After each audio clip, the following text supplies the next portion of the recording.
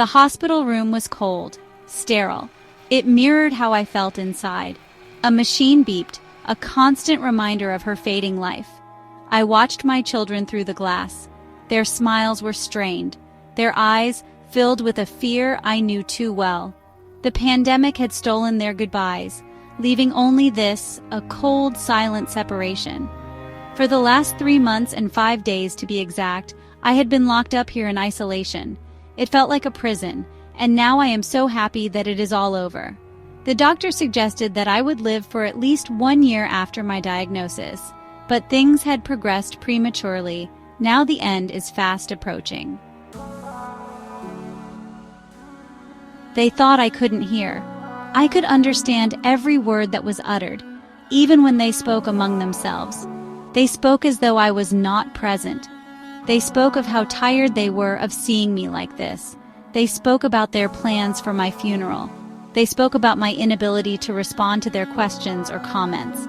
It's not that I couldn't understand what they were saying or what they expected from me. I just forgot how to put my words together and utter them. Sometimes it took me a while to remember who they were. When it finally came back to my memory, they lost interest and signed off.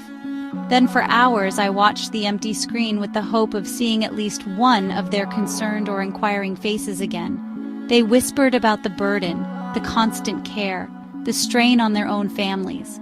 I understood. Every word a stone on my already heavy heart. I hated being helpless, a burden to the ones I loved most. But what could I do?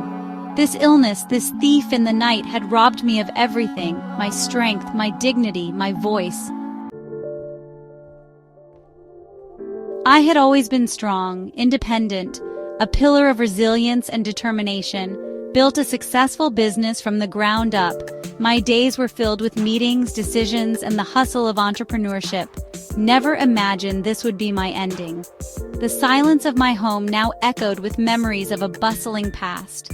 There were trips I'd planned, places I longed to see, adventures that remained just dreams on paper, grandchildren I yearned to spoil, moments I wished to create, memories I hoped to cherish. Dreams now out of reach, like stars in the morning sky, fading with the dawn of reality. The irony wasn't lost on me. I had given so much, yet found myself with so little time left. A lifetime of hard work, of providing for my family. Sacrifices made, dreams deferred. Now, I couldn't even care for myself. The roles had reversed, and I was the one in need. Giving back in silence. That's what I longed to do, to give back. My success had brought wealth, more than I needed. I found myself in a position to help others, a privilege I didn't take lightly. I'd always planned to give back anonymously. It was my way of ensuring the focus remained on the act, not the giver. Ease the burdens of others, just as mine now weighed on my children. I wanted to lift the weight from their shoulders. For years I'd chosen families, carefully selecting those who needed a helping hand, sent checks, paid off debts. I knew the relief it brought, the hope it restored, small acts of kindness given in secret, each gesture a silent promise of better days. Their gratitude, expressed in heartfelt letters, filled a box in my attic. Each letter a testament to the lives touched. My secret, my way of making a difference, a quiet act of love and generosity.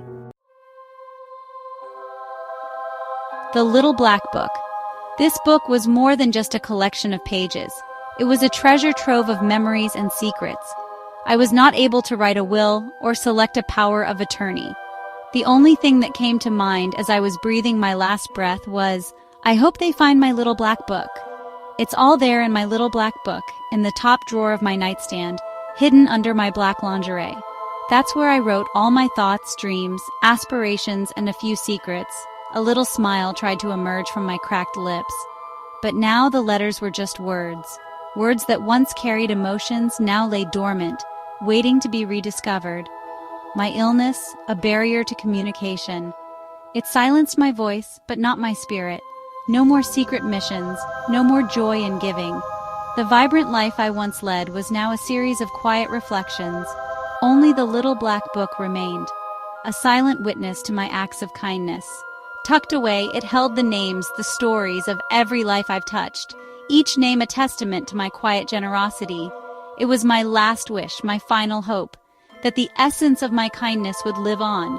Oh, that my children would find it, understand the depth of my love and the breadth of my compassion, and continue my legacy, a legacy that would inspire future generations to give selflessly.